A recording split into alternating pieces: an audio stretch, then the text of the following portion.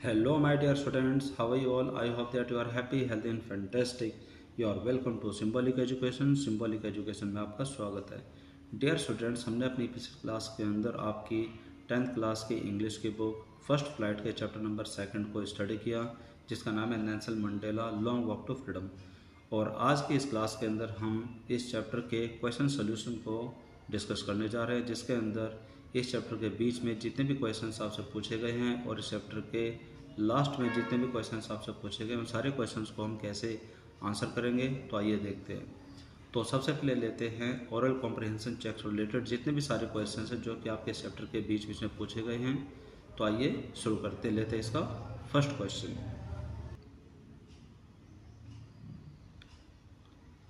तो सबसे पहले आपके सामने कुछ क्वेश्चन है जो कि आपके ओरल कॉम्प्रिहेंशन चेक से रिलेटेड है, जो कि आपके पेज नंबर 18 एंड 19 के अंदर दिए गए हैं. तो इसमें पहला क्वेश्चन आपके सामने जिसके अंदर पूछा गया है कि where did ceremony take place, यानी कि जो समारोह है, यानी कि साउथ अफ्रीका के अंदर जब नेल्सन मंडेला राष्ट्रपति बन गए थे तो उन्होंने अपना समारोह कहाँ पर मनाया, यानी कि समारोह कहाँ पर हुआ.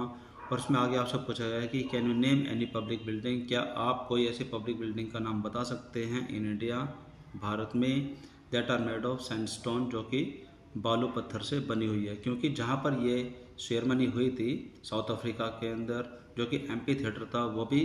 बालू पत्थरों से बनी हुई है. तो क्या आप ऐसी कोई बिल्डिंग इंडिया के अंदर भी बता सकते हैं? तो इसके आंसर में आप लिखते हैं कि the ceremony took place in the lovely sandstone amphi theatre, यानी कि जो सेरेमनी है, यानी कि जो समारोह है, वो वहाँ के एक बहुत ही सुंदर जो बालू पत्थर से जो बना हुआ एम्पी थिएटर है, यानी कि वहाँ का जो ऑडिटोरियम है जो कि बालू पत्थरों से बना हुआ है, वहाँ पर वह समारोह हुआ, जो कि बनाया गया फाउंड बाय यूनियन बिल्डिंग्स, यानी कि जो वहाँ की एक कंपनी है जो कि बिल्डिंग बनाते हैं जिसका नाम है union buildings in Pretoria city of South Africa, जो कि साउथ अफ्रीका का एक शहर है जो कि प्रिटोरिया है, वहाँ पर बनाया गया था. तो समारोह वहाँ पर हुआ. आगे जो इसमें क्वेश्चन आपसे पूछा गया कि can you name any public buildings in India that are made of sandstone, क्या आप इंडिया में यानी कि भारत में कोई ऐसी बिल्डिंग का नाम बता सकते हैं जो कि पब्लिक के लिए बनी है और जो कि बालू पत्थरों से बनी हुई है? तो यस, उसका जवाब यह है कि in India the parliament, the president house, the Red Fort and Jama Masjid and Jawaharlal Kala Kendra Jaipur are made of sandstone, यानी कि जो ये नाम आपके सामने लिखे हुए हैं ये सभी बालू पत्थरों से बने हुए, जिसमें है पार्लियामेंट, द राष्ट्रपति भवन यानी कि the president house, Lal Qila, Jama Masjid और जवाहर कला केंद्र, ये सभी बालू पत्थरों से बने हुए हैं. तो क्वेश्चन नंबर 2 में आपसे पूछा गया है कि हाउ कैन यू से, आप ऐसा कैसे कह सकते हैं कि 10th May is an autumn day in South Africa, यानी कि जिस दिन वह समारोह मनाया गया था, यानी कि जो 10 मई का जो दिन था, आप कैसे कह सकते हैं कि वह एक पतझड़ का दिन था साउथ अफ्रीका के अंदर? तो इसके आंसर में आप लिखते हैं कि जोग्राफिकली, कि अगर आप भौगोलिक दृष्टि से देखते हैं तो आप इसमें पाएंगे कि south Africa is in southern hemisphere, यानी कि जो दक्षिण अफ्रीका है वो दक्षिणी गोलार्ध में स्थित है, यानी कि साउथर्न हेमिस्फीयर का मतलब होता है दक्षिणी गोलार्ध. सो इसलिए seasons come first over year, इसलिए यहाँ पर जो मौसम है सबसे पहले यहीं आते हैं.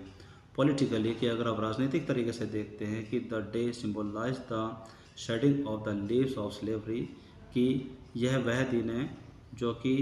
कुछ ऐसी जो सत्ता वहाँ पर जो चल रही थी, जो गुलामी की सत्ता चल रही थी, वो इस पतझड़ के मौसम में जिस तरीके से पत्ते पत्ते गिर जाते हैं किसी पेड़ के, तो इस तरीके से वहाँ पर जो गुलामी का जो पेड़ था उसके पत्ते भी झड़ रहे थे, यानी कि वहाँ पर हर तरीके की गुलामी का अंत हो रहा था. Which continued for 300 years in the form of the white rule, जो कि वहाँ पर पिछले 300 वर्षों से लगातार जारी रहा था, जो कि वहाँ पर श्वेत यानी कि सफ़ेद लोगों की जो सरकार थी उसके अंतर्गत लगभग 300 वर्षों से जो सत्ता वहाँ पर चली आ रही थी, जिसके अंदर जो गुलामी जो कि लंबे समय से चली आ रही थी, वह पतझड़ रूपी जो पत्ते हैं उसकी तरह झड़ रही थी. इस वजह से 10 मई का जो दिन था उसको पतझड़ का एक दिन माना गया है. Question number 3.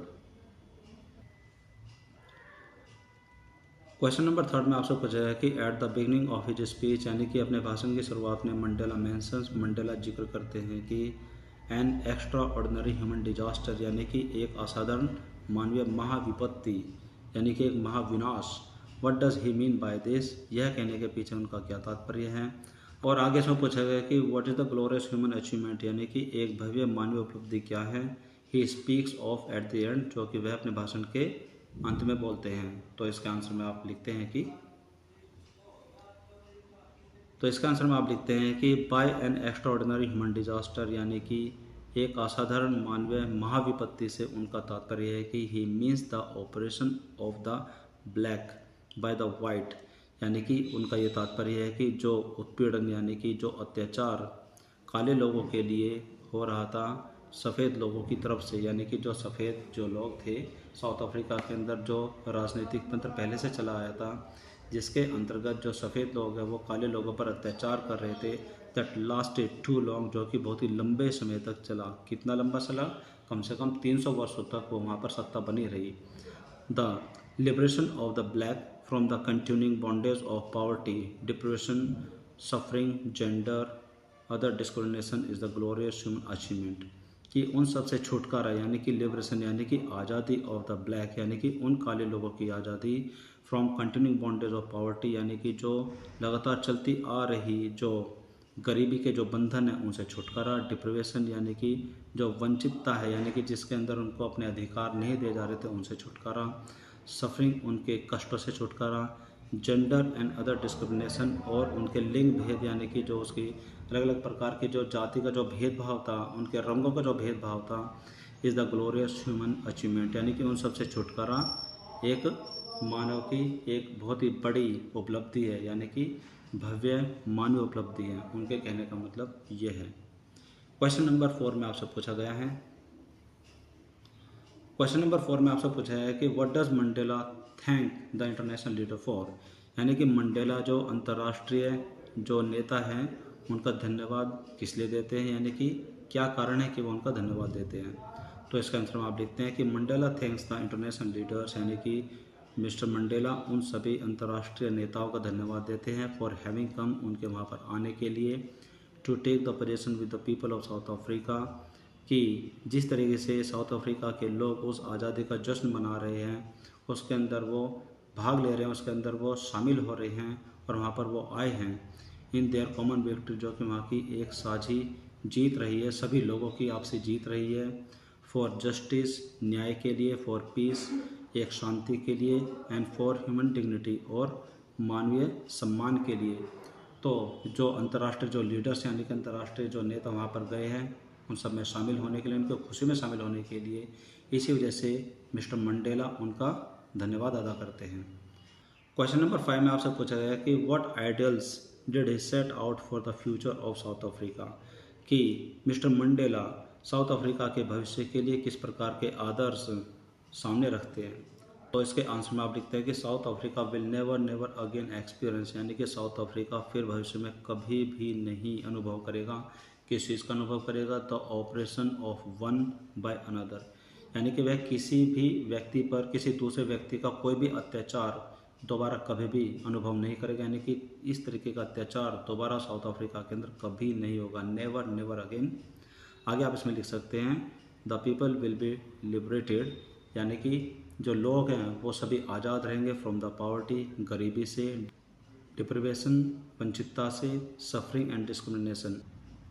यानी कि वहाँ के जो लोग हैं वो गरीबी से और वंचितता से, यानी कि जो भी चीज़ें जो भी अधिकार उनको नहीं दिए गए उनसे, और सफरिंग जो उनके दुख हैं, और डिस्क्रिमिनेशन है कि हर प्रकार के जो भेदभाव से उनको आज़ादी मिलेगी, वो सभी आज़ाद रहेंगे। दीज आइडल्स, यानी कि ये सभी आदर्श ही set for the future of South Africa, जो कि वह साउथ अफ्रीका के भविष्य के लिए सामने रखते हैं।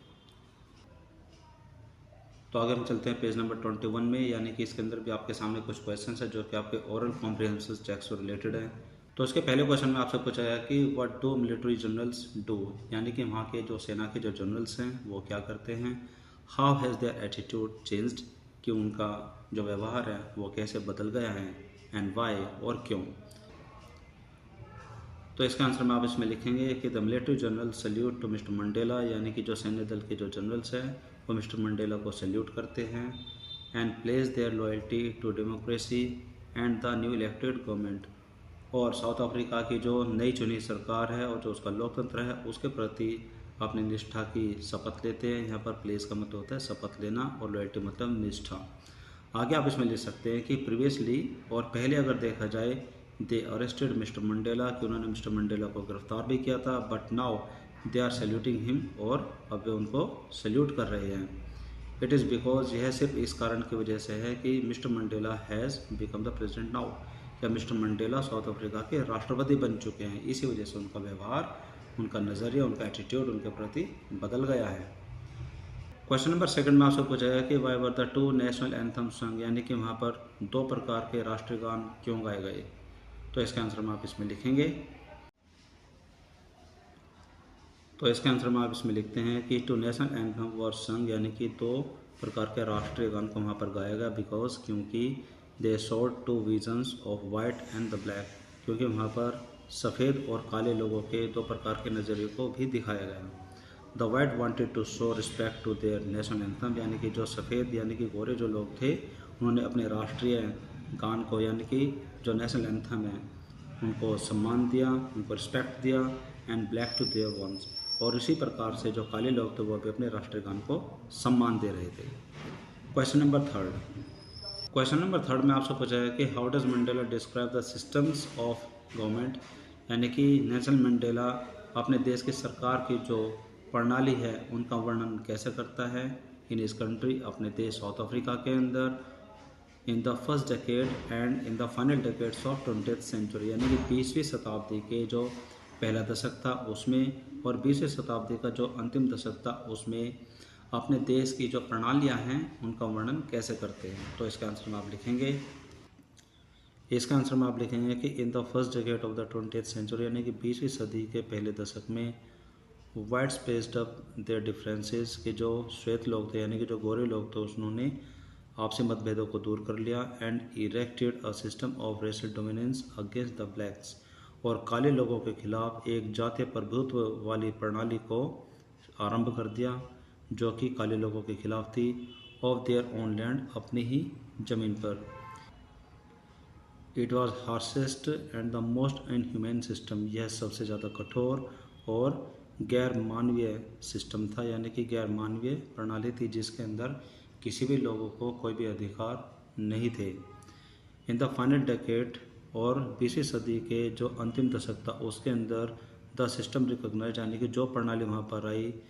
उसने पहचाना the system recognise the rights and the freedom of all people, यानी कि उस प्रणाली ने सभी लोगों की आज़ादी को और सभी लोगों के अधिकारों को पहचाना। Regardless the colours of their skin, यानी कि चमड़ी के रंग को या फिर किसी भी जाति के रंग को ध्यान में न रखते हुए ये सारा सिस्टम, यानी कि 20वीं सदी का जो अंतिम सिस्टम था उसने सभी लोगों के अधिकार और आज़ादी के बारे में सोचा। क्वेश्चन नंबर 4 में आपसे पूछा गया है कि what does courage mean to Mandela, यानी कि नेल्सन मंडेला के अनुसार साहस का क्या मतलब है, साहस का क्या अभिप्राय है।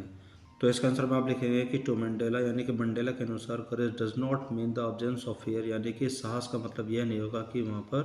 कोई डर ना हो, कोई भय ना हो, but the trip over it, बल्कि इसका मतलब ये होता है कि डर पर विजय पाना।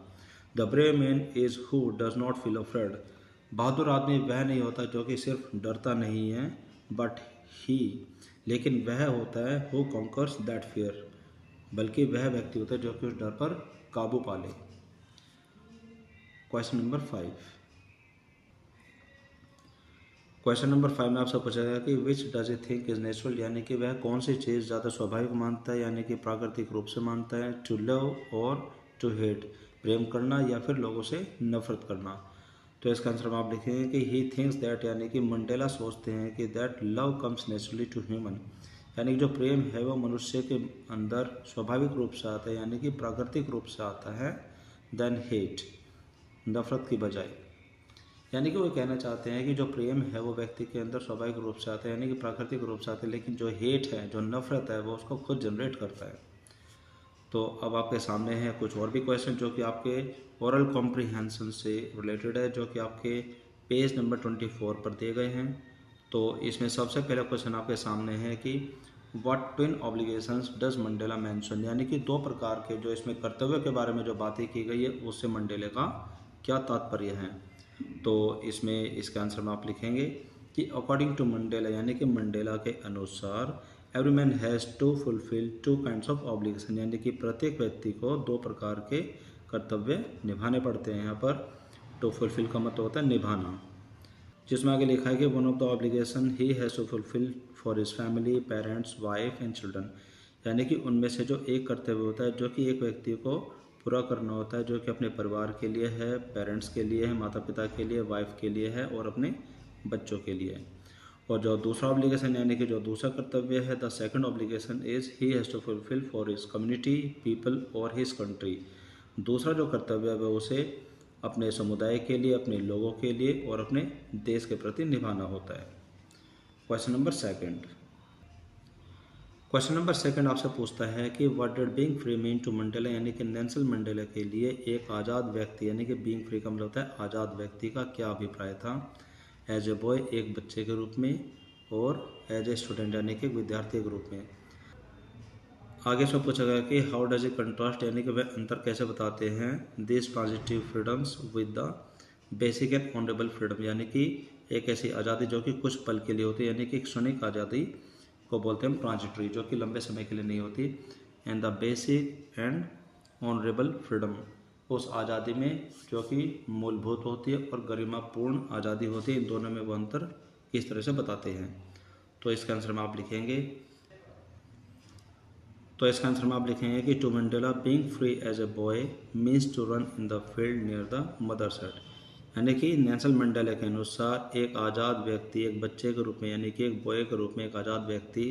का तात्पर्य उनके अनुसार यह होता है कि means to run in the field, यानी कि खेतों में खूब दौड़े, नियर द मदर्स हट, यानी कि अपनी माँ की जो झोपड़ी है उसके आसपास की जो जगह है वहाँ के खेतों में वो पूरी आज़ादी से दौड़े, to swim in the stream that runs through the village, और उस गांव के पास बहती हुई जो नदी है उसके अंदर वो खूब तैरे, to roast mealies under the stars, और रात्रि के समय तारों के नीचे बैठ करके वे भुट्टो को भूने, यानी कि मक्का को भूने, and ride the broad back of slow moving bulls, और वहाँ पर धीरे धीरे चलने वाले जो बुल्स होते जो बैल होते हैं उनकी पीठ पर बैठ करके वो सवारी करे। आगे आप इसमें लिख सकते हैं कि as a student he feels, यानी कि एक विद्यार्थी के रूप में नेल्सन मंडेला महसूस करते हैं freedom is be able to stay out at night, यानी कि रात के समय आज़ादी के साथ कहीं भी ठहरने में, to read what he pleases, और जो भी वो चाहता है उसको पढ़ने में, and to go where he chooses, और जहाँ भी वो जाना चाहता है वहाँ जाने में वह आज़ादी महसूस करते हैं, यानी कि उनको आज़ादी महसूस होती है। Transitory freedoms are for himself only, यानी कि जो थोड़े समय की जो आज़ादी है वह सिर्फ अपने लिए ही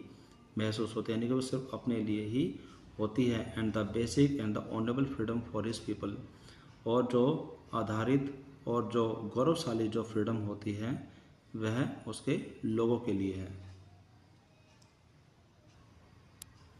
क्वेश्चन नंबर 3 में आपसे पूछा गया कि डज मंडेला थिंक, क्या मंडेला को लगता है द ऑपरेसर इज फ्री, यानी कि जो अत्याचार करता है क्या वह आज़ाद है, वाई अगर वो आज़ाद है तो क्यों है, एंड वाई नॉट अगर वो आज़ाद नहीं है तो वो क्यों नहीं है। तो इसका आंसर में आप लिखेंगे कि नो, यानी कि जो उत्पीड़क होता है वह आज़ाद नहीं होता है। मंडेला डज नॉट थिंक, यानी कि मंडेला यह नहीं सोचते कि द ऑपरेसर इज फ्री, यानी कि जो उत्पीड़न करने वाला जो व्यक्ति होता है, जो अत्याचारी होता है वह आज़ाद होता है। बिकॉज क्योंकि a man who takes away another's man's freedom, यानी कि वो आदमी जो किसी दूसरे व्यक्ति की आज़ादी को छीन लेता है, यानी कि उसको दूर कर देता है, is a prisoner of hatred, यानी कि वह भी नफरत का कैदी होता है, यानी कि वह भी नफरत से घिरा हुआ रहता है, प्रेजुडिस एंड नैरो माइंडेडनेस, और वह छोटी संकुचित सोच का और नफरत का कैदी होता है। द ऑपरेस्ड, यानी कि जिस व्यक्ति पर अत्याचार किया जाता है, एंड द ऑपरेसर, और जो व्यक्ति अत्याचार करते हैं यानी कि जिस पर अत्याचार किया जाता है, यानी कि पीड़ित व्यक्ति एंड ऑपरेसर, और जो अत्याचारी होता है, both alike are deprived of humanity, यानी कि दोनों ही मानवता से वंचित रह जाते हैं। सो माय डियर स्टूडेंट्स, अभी तक हमने उन क्वेश्चंस को हैंडल किया है कि जो कि आपके चैप्टर्स के बीच में आपसे पूछे जाते हैं, जो कि आपके ओरल कॉम्प्रिहेंशन चेक से रिलेटेड होते हैं। अब आपके सामने वे क्वेश्चन है जिसके अंदर एक पॉइंट लिखा रहता है कि थिंक अबाउट द टेक्स्ट, यानी कि अभी पूरे चैप्टर से रिलेटेड कुछ ऐसे क्वेश्चन जो कि आपके चैप्टर के खत्म होने के बाद आपसे पूछे जाते हैं। तो आइए अब इन क्वेश्चंस को शुरू करते हैं। तो इसमें जो पहला क्वेश्चन है आपसे पूछा गया है कि why did such a large number of international leaders attend the inauguration, यानी कि इस तरह से इतने बड़ी संख्या में जो अंतर्राष्ट्रीय जो नेता होते हैं उन्होंने उस उद्घाटन समारोह को क्यों अटेंड किया, यानी कि उसमें वो क्यों शामिल हुए। और आगे इसमें पूछा गया कि what did it signify the triumph of, और इस प्रकार के इस फंक्शन ने, इस प्रकार के इस उद्घाटन ने किस प्रकार से विजय का संकेत दिया। तो इसका आंसर में आप लिखेंगे a large number of the international leaders attended the inauguration, यानी कि इस भारी संख्या में जो अंतर्राष्ट्रीय जो नेता हैं उन्होंने इस उद्घाटन समारोह को अटेंड किया, यानी कि इसमें वो शामिल हुए। To confer glory and hope to new born liberty और साउथ अफ्रीका, क्योंकि वह साउथ अफ्रीका के अंदर जो नवजात जो आज़ादी, यानी कि जो नई नई आज़ादी साउथ अफ्रीका को मिली है उसके अंदर वो उनको ग्लोरी और होप प्रदान कर सके, यानी कि उनको एक आशा और गौरव प्रदान कर सके। It signified the triumph of justice, peace, human dignity, और इसने जो संकेत दिया है वो वहाँ के न्याय, शांति एंड ह्यूमन डिग्निटी, यानी कि मानवता के सम्मान का जो संकेत दिया है ये सब वहाँ पर था। बिकॉज क्योंकि there was being born a society, क्योंकि वहाँ पर एक समाज का निर्माण किया जा रहा था, यानी कि एक समाज जन्म ले रहा था। Out of which all humanity would be proud, जिसमें से सारी मानवता को गर्व होगा। आउट ऑफ द एक्सपीरियंस, जो कि एक ऐसे अनुभव में से समाज का निर्माण किया जा रहा था। ऑफ एन एक्स्ट्राऑर्डिनरी डिजास्टर, जो कि एक असाधारण मानवीय महाविपत्ति थी। That lasted too long in South Africa, जो कि साउथ अफ्रीका के अंदर बहुत ही लंबे समय तक चली थी, लगभग 300 वर्षों तक चली थी। Question number 2। क्वेश्चन नंबर 2 में आपसे पूछा गया है कि व्हाट डज मंडेला मीन, यानी कि मंडेला का क्या अभिप्राय होता है। व्हेन ही सेज, जब वो कहते हैं कि he is simply the sum of all those African patriots, यानी कि वे सभी उन अफ्रीकन देशभक्तों का कुल योग है। Who had gone before him, जो कि उनसे पहले जा चुके हैं, यानी कि जो कि उनसे पहले मर चुके हैं, फिर उनकी मृत्यु हो चुकी है। तो इसका आंसर में आप लिखेंगे by saying this Mandela means, यानी कि इससे मंडेला का अभिप्राय है कि in the struggle against the policy of apartheid, यानी कि रंग भेद की नीति के विरुद्ध जो संघर्ष चल रहा था, यानी कि द स्ट्रगल जो संघर्ष चल रहा था। He learn the mean of courage from this patriot, कि उसने साहस का मतलब सीखा था फ्रॉम दिस पेट्रियट, इन सभी देशभक्तों से। यानी कि मंडेला कह रहे हैं कि जो संघर्ष रंग भेद की नीति के विरुद्ध चल रहा था देश में, उनमें जो देशभक्त थे, जो राष्ट्रभक्त थे, उनसे ही मंडेला ने साहस का मतलब सीखा था, साहस का अर्थ सीखा था। आगे आप इसमें लिख सकते हैं they stood up attacks and torture without breaking, कि वो बिना टूटे उनके हमलों के सामने डटे रहे, उनके टॉर्चर के सामने भी डटे रहे। सो डिड ही, और ऐसा ही उसने भी किया। They showed a strength and resilience, यानी कि उन्होंने एक ऐसे सामर्थ्य और एक ऐसी शक्ति का प्रदर्शन किया दैट डिफाइड द इमेजिनेशन, जिसकी हम कल्पना नहीं कर सकते। एंड सो ही डिड, और उसने भी ऐसा ही किया। That noble line ended now begin again with Mandela, और वे कहना चाहते हैं कि जो लाइन उनके साथ खत्म हो गई थी, यानी कि जो वे लोग मर गए थे और जो कार्य वो करना चाह रहे थे, जो कार्य कर भी रहे थे, वो फिर से शुरू हो गई है। यानी कि मंडले के साथ उनका जो कार्य करने का जो उद्देश्य है वो फिर से शुरू हो चुका है। Question number 3। क्वेश्चन नंबर 3 में आपसे पूछा है कि वुड यू एग्री, क्या आप सहमत होंगे that the depth of oppression, यानी कि उत्पीड़न की जो गहनता, यानी कि जो बहुत ही ज़्यादा उत्पीड़न यानी कि अत्याचार हो रहा होता है, create the height of character, वही ऊंचे चरित्र का निर्माण करती है। How does Mandela illustrate this, यानी कि मंडेला इस तरह की बात को किस तरीके से इलिस्ट्रेट करते हैं, यानी कि समझाते हैं। Can you add your own example, क्या आप अपना स्वयं का कोई उदाहरण इस आर्ग्यूमेंट के साथ जोड़ सकते हैं, यानी कि इस तर्क के साथ जोड़ सकते हैं जो कि मंडेला ने कहा। तो इसका आंसर में आप लिखेंगे कि येस आई वुड एग्री, हाँ मैं सहमत हूँगा that the depth of oppression, यानी कि जो उत्पीड़न की जो गहनता है, क्रिएट हाइट ऑफ कैरेक्टर, जो कि बड़े चरित्र का निर्माण करती है। मंडेला इलिस्ट्रेट्स, यानी कि मंडेला आगे इसमें समझाते हैं, मंडेला अब इसको समझाते हैं that the decades of the operation and brutality, यानी कि जो उत्पीड़न एंड द कठोरता का जो दशक रहा है, यानी कि जितने भी जो लंबे समय अब से पहले उत्पीड़न के और कठोरता के निर्दयता के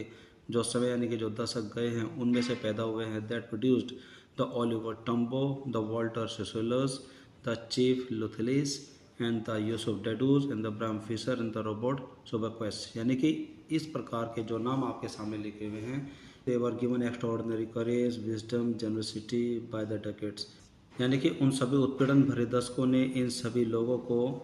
एक असाधारण साहस, शिक्षा और उदारता दी of curtail freedom to them. यानी कि जिस दशकों में एक ऐसी आज़ादी उनको दी गई थी जो कि रुकी हुई थी, जो कि बंधन में थी, जिनको कम कर दिया गया था या फिर छीन लिया गया था। क्वेश्चन नंबर 4 में आपसे पूछा गया कि how did Mandela's understanding of freedom change with age and experience. यानी कि मंडेला की जो अंडरस्टैंडिंग यानी कि मंडेला की जो समझ है आज़ादी के प्रति, वह उम्र और अनुभव के आधार पर किस तरह से बदल जाती है। तो इसका आंसर में आप लिखेंगे कि इन बॉयहुड यानी कि बालपन में मंडेलास अंडरस्टैंडिंग यानी कि मंडेला की जो समझ थी ऑफ फ्रीडम यानी कि आज़ादी के प्रति बालपन में मंडेला की जो समझ थी was up to physical and dietary freedom. यानी कि एक शारीरिक और खान पान की आज़ादी तक ही सीमित थी। एज ए स्टूडेंट और विद्यार्थी के रूप में up to transitory freedom and in young age, और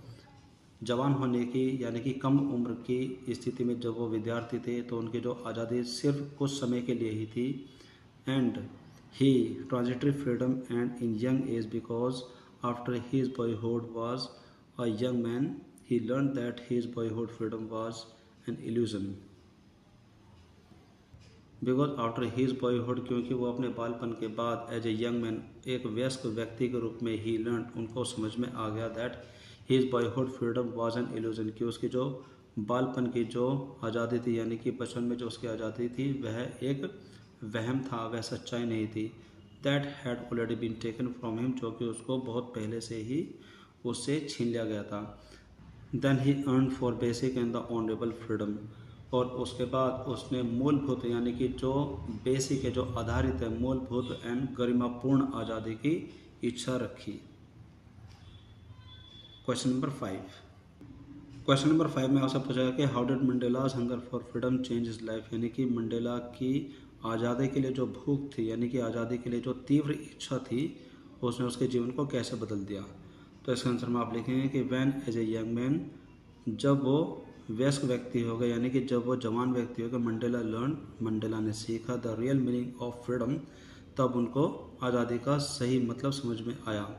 and so that not only he was free but his people were not also free, और उन्होंने ये भी देखा कि सिर्फ वो अकेले ही आज़ाद नहीं थे बल्कि जो उसके लोग थे वो भी आज़ाद नहीं थे। He had a great desire of freedom for his people, और उनके मन के अंदर अपने लोगों के लिए आज़ादी की बहुत तीव्र इच्छा थी, जिससे कि वो अपने लोगों को आज़ादी देना चाहते थे। So that they could lead their life with dignity and self respect, ताकि वे अपने जीवन को गरिमा और आत्मसम्मान के साथ जी सके। This tendency changed his hunger for his own freedom into the great hunger for the freedom of his people,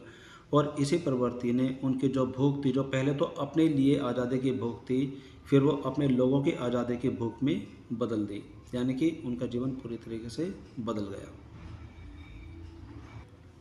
well my dear student, आज की क्लास के अंदर आपने देखा कि हमने आपके 10th क्लास के इंग्लिश की बुक फर्स्ट फ्लाइट के चैप्टर नंबर 2 के क्वेश्चन सीरीज़ को हैंडल किया, जिसका नाम है Nelson Mandela long walk to freedom. I hope कि आपने सभी क्वेश्चंस और उनके आंसर्स को बड़े ध्यान से सुना होगा और समझने की कोशिश की होगी,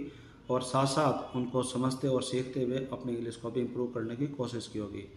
तो आज की क्लास में सिर्फ इतना है। This is all for now for today's class. अब हम मिलेंगे हमारी अगली क्लास में with a new chapter, with a new topic. Till then, take care. Bye bye. Have a nice day.